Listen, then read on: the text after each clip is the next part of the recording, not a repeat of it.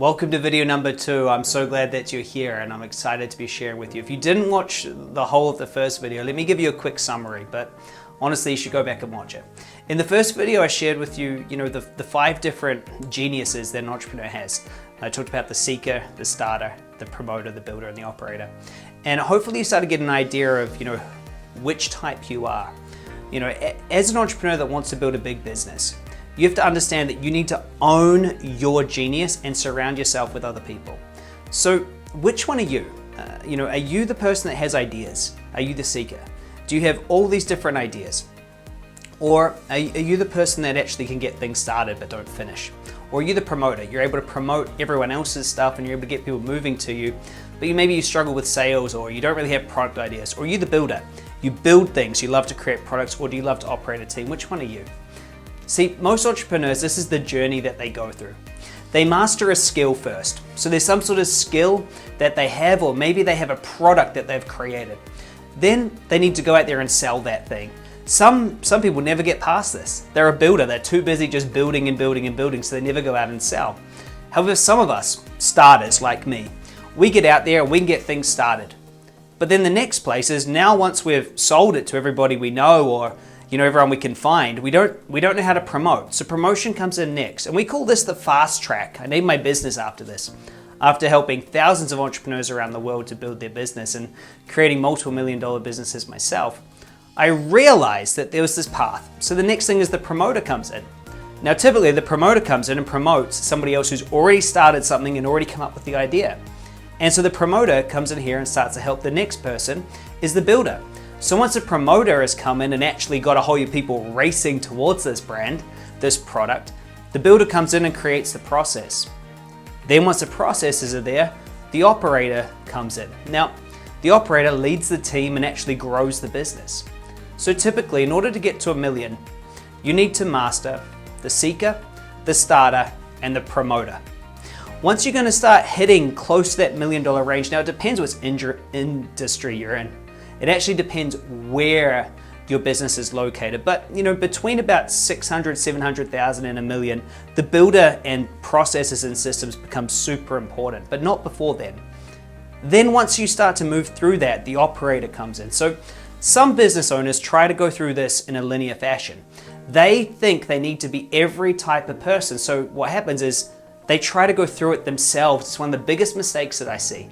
I see an entrepreneur going, okay, great, I've got a good idea, or I need to go figure out how to have an idea if they're one of the other personality types, or now I've got to go learn how to sell, or now I've got to go learn how to be a marketer, or now I need to learn how to build processes, or now I need to learn how to run a team.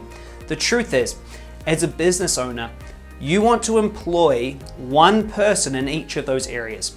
You need to have in your organization somebody who's great at coming up with ideas, somebody who's great at getting people to buy things, a starter, somebody who's great at promotion, somebody who's great at systems and technology and processes, and then somebody running the show.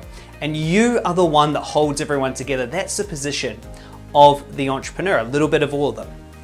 However, we get stuck trying to learn every piece and do it all ourselves. So building companies and helping people to build companies, what I found is my specialty and my team, we're brilliant at doing one thing. If someone has an idea and they know how to sell it, we know how to make that thing big. We did it again and again and again and again for so many people. I mean, I'm in a movie with Tony Robbins and the Dalai Lama, even they came to us. Gary Vaynerchuk's team, they came to us. He can pretty much ask anyone to do marketing, but we did it for him.